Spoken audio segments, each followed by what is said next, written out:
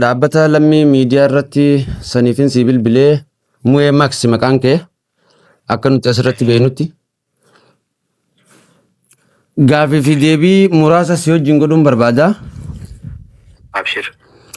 Tole, Mu'ee Max dookumantariiwwan seenaa akkasumas ammoo kallattii garaagaraatiin awwaalota adda addaa Oromiyaa keessattuu Oromiyaa gama bahaa keessatti sochii ati goote uummata birattis beekamaadha. Kanas ammoo uummanni Oromoo keessattuu gama baatiif ragaasiif ba'an. As dhiyeenya torbaan kana keessa yoon dogoggoruu baadhee guyyaa kaleessa bakka awwaalcha Sheek Bakrii Sabaloo abbaa qubee afaan Oromootii fi diin Islaamaa babal'isuu irratti shoora guddaa qabate kan Hargeessatti argamu dheeyitee jirta. Maaltu si mudate? Mee dhaquu keetiifoo maaltu si kakaase? Galatoomii ulfaadhu. Dhugaa dubbachuudhaaf akkuma ati kaasuu yaalte turtii waggoota takkaatiif keessattuu gama Oromiyaa bahaa kanarratti faana goototaa qorachuu fi hambaalee goototaa jala deemuudhaan ture. Kana hanga takka hawaasni kiyyaas quba qaba. Kana wal qabsiisee ji'a lama dura jechuudha. Ji'a jechuun guyyaa 28 akka lakkoofsa faranjiitti yookaan ji'a jahaffaa jechuudha. Biyya Somalilaandi magaalaa Hargeysaa barbaacha qabrii Sheek Bakrii Sabalootiif dhaqeen ture. Akka carraatitti barbaacha sana manguddoo fi seenaarraa odeeffadheen dhaqee iddoo awwaalcha isaa arkee isa qofaa miti Sheek Ahmad Basiiraa nama jedhamu lamaayii guddaa hawaasa keenyaa keessa kan ture. Innillee akkuma naannoo sanitti awwaalamee fi moota biraa kan naannoo san jiranillee hanga takka laalee achitti bifa suur-sagaleetiin seenaa isaatii fi iddoon awwaalcha isaa akka as ta'e wal qabsiisee gabaaseen ture. San booda guyyaa kaleessa akkuma ganama hirriibaa ka'uun poostii feesbuuka irratti ji'a lama dura waa'ee Bakrii Sabalootiin wal qabsiisee addatti immoo Hargeysaa magaalaa walakkatti suuraa wayii tokko ka'een suuraa sanirratti Hargeysaan magaalaa dahoo hayyootaa fi gootota qabsaa'otaa turtee seenaan Oromoon biyya kana keessatti qabdu hedduu guddaadha. Yoo rabbi jigala fuulduraatti seenaalee uummanni keenya akka hawaasaatti biyya kana keessa qabu isin biraan gaajee gallakkiseen ture. Ture gaasan booda gara biyyaa deebi'ee hojiilee biraa hedduun hojjedhe. Amma kaleessa yeroon feesbuuka seenu namoota gurguddaa Somalilaandii keessatti dhageettii qaban karaa miidiyaatiin wal jalaa fuudhanii Oromoon nama kana ergattee biyya keenyarraa nu godaansisuudhaaf as keessa dhufee biyyi sun biyya Somaaleetii miti biyya Oromooti jeeti hawaasa Oromoo qindeessee nurra duulchisaa jira. Hanga sadarkaa mootummaatiin ergamee ja'u yaanni ja'u ka'ee guyyaa kaleessa hanga eedaa guyyaa kana guutuu sooshaal miidiyaa irraa gama gamaan irratti duulamaa ture. Keessaanis bilbilamee hanga yaalii ajjechaatti illee akka taasisan sodaachisaa turanii gama bilbilaatiin barreeffamaanis jechuudha. Kan sanirraa hafe edda galgalaa fi ganama kana namoota keenya warra Oromoodhaa kan Somalilaandii keessa jiraatan sababuma kanaa jecha raafuudhaaf namoota gargarii manatti seenaatumaa kaanis dhiibbaa adda addaa akka irraan gahaa jiran namoonni naannoo san jiran yeroo yeroodhaan bilbilanii anumatti himaa turanii. Wal qabsiisee tarii hubannaan isaan akkaataan ani itti hojjedhee fi waan inni anjeesan akka biraatti hubatanii afaan wallaaluu irraa kaja'uu irraa kaka'anis qayeetiin afaan Somaaliitii afaan Oromootiin illee viidiyoo dalagee hubachiisuu yaalee ture. Haalli jiru kana fakkaata hanga ammaatti. Tole, galatoom ulfaadhu. Waa'ee saamicha daangaadhaa keessattuu magaalaa Dirree Dhawaadhaa bakka naannawa ati keessatti aadaaf duudhaa hawaasaa irraa wirtuu akkuma obboleettii Hargeysaa Tajijjigaa magaalaan Dirree Dhawaa biyya gartee dahoo qabsaa'ota Oromootis turte qobsuma jalqabaatan Sheek Bakrii Sabalootis turte. Ati achirraa kaate achi keessatti immoo saamichi daangaatii fi falmiin lafaa akkasumas uummanni Soomaliidhaa kan afaan Oromoodhaan wajjin baratan. Waa'ee kan keetii ilaalchisee suuraa fuula Facebook irratti afaan Oromootiinis barreessaati turan.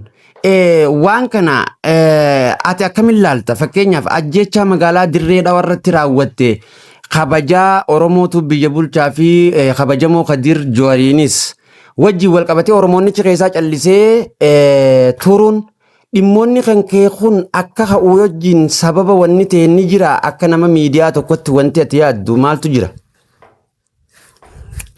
Gaafii bareedaa gaafattee dhugaa dubbachuudhaaf hanga ammaatitti akka gungummiititti namoonnummaan silaa keenya ta'an waan kana keessatti harka galfatanii duula kana qindeessanii akka keessatti hirmaannaa qabanillee gungummiin numa jirti. Ammatti gaa wanni kun barbaachisummaan isaa maaliif akka ta'e hin beeku yoo kan hubannaan isaan qaban as ta'u taate akka gaafiitti dhiyeeffatanii waan kana maaliif akkana gootee waan jiru yoo gaafiin dhiyaatu taate karaa ittiin gaafii deebisantu jira. Dhugaa dubbachuudhaaf wanni ani jedhee fi wanni isaan ja'an dachii fi samiidha. Abbaa fedhillee yoo ta'e biyya fedhe keessattuu namni seeraa oliin jiru namni hundinuu seeraa gadi biitti seeraan hin bulleessin hin jirtu. Yakkamaan tokko hawaasa walitti buusuudhaaf dhuguma sanitti ragaan jiraatee yookaan hawaasa walitti buusuun qabrii shebbakrii sabaloo dhaqanii ilaalanii seenaa isaa himanii asitti awwaalame jechuun yakkamaa akka ta'u kan nama gootu taate qaamni seeraa itti gaafatamummaadhaan waan kana nama gaafachuu danda'u osoo hin gaafanne anaa dhaqee harkeef kanna.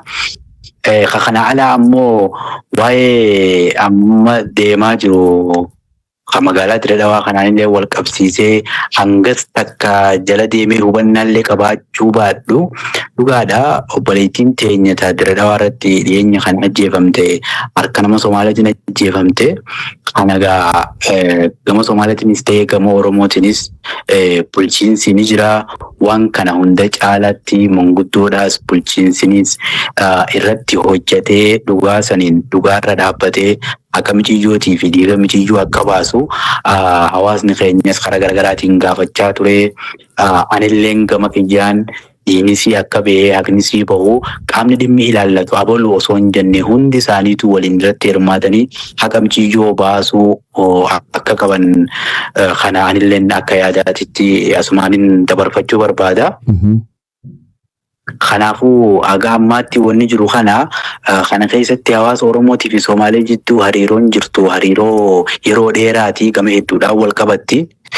Yeroo ammaatti haga danda'ametti nuti waan nurra jiruu fi dirqamni nurraa eegamus hawaasni keenya achi keessa jiraata, hawaasni isaaniitis nu keessa jiraata. Walitti bu'iinsi Somaalee fi Oromoo jidduu dhufu yoo kan nama dhuunfaallee ta'u taate hawaasa lamaanuu ni miidha jeetii yaada. Kanaafuu haga danda'ametti namuu hayni isaa eegamee fi waliin jireenyi dirqama addunyaa tana ardii sanarra waliin uume waan ta'e jecha namuu haqni isaatii fi mirgi isaa kabajamee fi akka waliin jiraatu godhuu irratti namuu kama danda'uun dirqama irra jiru haa bahatu jechuun barbaada. Tole galatoom ulfaadhu gaafii tokkoon booda sirraan xumuraa. Dhimmoonni daangaa magaalaa Dirree Dhawaatti wajjin uummanni Soomalee kan magaalaa Dirree Dhawaa jiraatus dhimmoota keetii wajjinis wal qabatee barreessaati kan jiru jechuudha. Ilaalchi uummanni Oromoo qabu akkuma ati jettee uummata hariiroo sabaaf sablammoota wajjin jiraachuu irratti har'oo osoo hin ta'in sirnummaa keessattuu jira. Lijuu Haayiliin Soomaliidhaa kan gandabdii boruu buqqaaftee mootummaan naannoo Soomaliidhaa itti gaafataman fudhanne. Bulchiinsi magaalaa Dirree Dhawaatis ammoo dhimma kana ilaalchisee waan jiru qabu. Ajanduma kee kana gubbaa osoo jirru ganama kanas waa'ee Nasiyaa Ziyaadoo ilaalchisee Kadir Joor kantiibaa magaalaa Dirree Dhawaa dabalatee abbaan gadaa Franqallooti wajjin gumaa isinii kafallaa jechuudhaan kaleessa akka achi dhaqan fi ammoo warri maatiidhaa sun Nasiyaan Ziyaadoo daangaadhaaf duutee ganda san ammallee Soomaliitu irra jira. Jaameen ture wanni kee kanati hargeessatti sababa Oromummaa seenaa qorachuudhaaf ati dheeyteef uummanni Oromoo gartee magaalaa Hargeysaa keessatti miidhamuu wajjiin wal qabatee sumarrattuu dhiibbaa godhuun aara uummata Oromoo bahaa guutuu ta'ee ammoo haleellaan Nasiyaa Ziyaadoo irratti godhanis osoo hin kafalamin sumarrattuu dhiibbaa godhuun uummata Oromoo aarsee jira. Isa kan akkamiin ilaaltamee dhumarratti? Fi dhumarratti ammas gaafii maal uummata Oromootii dhaamta dhumarratti haala keessa jirtus waluma qabdee nu ibsita. Galatooma gaafii bareedaadha.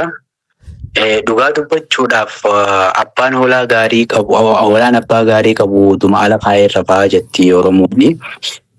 Waa'ee uummata kanaa uummata Somaaliis fi uummata Oromootiin wal qabsiisee yeroo baay'ee waa'ee daangaa irratti haa dhufu lolli dhufu jechuudha. Oromoon osoo uummata daangaa irraa dantaa qabu yookaan daangaa irratti hangas mara bololummaa qabaatu ta'e warra halaala jiru dhiisii warrummaan nu keessa qubatee keenyumarra jiraatu hangam qabu.